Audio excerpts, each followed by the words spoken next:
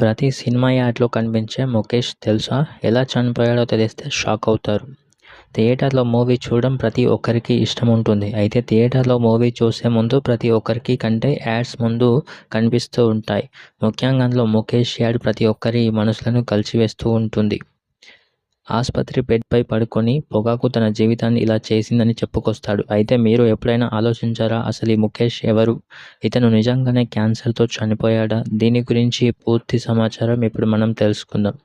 నా పేరు ముఖేష్. నేను పొగాకు గుట్కా తీసుకోవడం వల్ల నా పరిస్థితి ఇలా అయింది అంటూ చెప్పే ఇతని గురించి ప్రత్యేకంగా చెప్పాల్సిన పని లేదు. థియేటర్‌లో చూసే ప్రతి ఒక్కరికి మూవీ కంటే ముందు ఈ యాడ్ కనిపిస్తూ ఉంటుంది. అయితే చాలామందికి అసలు ఈ ముఖేష్ ఎవరో తెలియదు.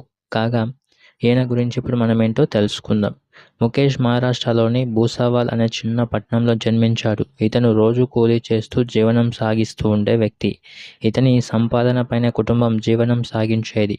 అయితే ఇతనికి స్నేహితుల వలన గుట్కా నమలడం అలవాటై చివరికి అది ప్రాణాల మీదకు వచ్చింది. అయితే చాలామంది ఈయన నోటి క్యాన్సర్ వలన చనిపోయారు అనుకుంటారు. కానీ కారణం అది కాదు.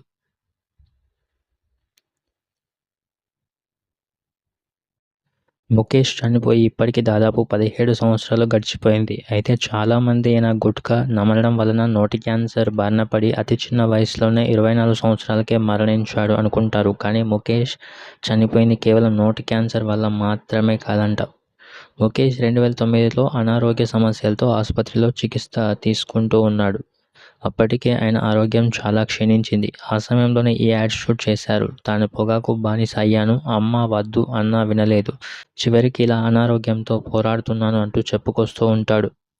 అయితే ఈ ముఖేష్ తీవ్ర అనారోగ్య సమస్యలతో సతమతం అయ్యాడంట. ముఖ్యంగా ఆయనకు ఫుడ్ పైప్లో ఇన్ఫెక్షన్ రావడంతో చనిపోయాడు.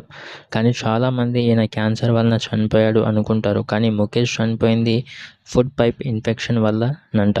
చాలా రోజుల తర్వాత ఈ న్యూస్ అయితే బయటకు వచ్చింది. ఇది ప్రస్తుతం సోషల్ మీడియాలో నెట్టింట వైరల్ అవుతూ ఉంది.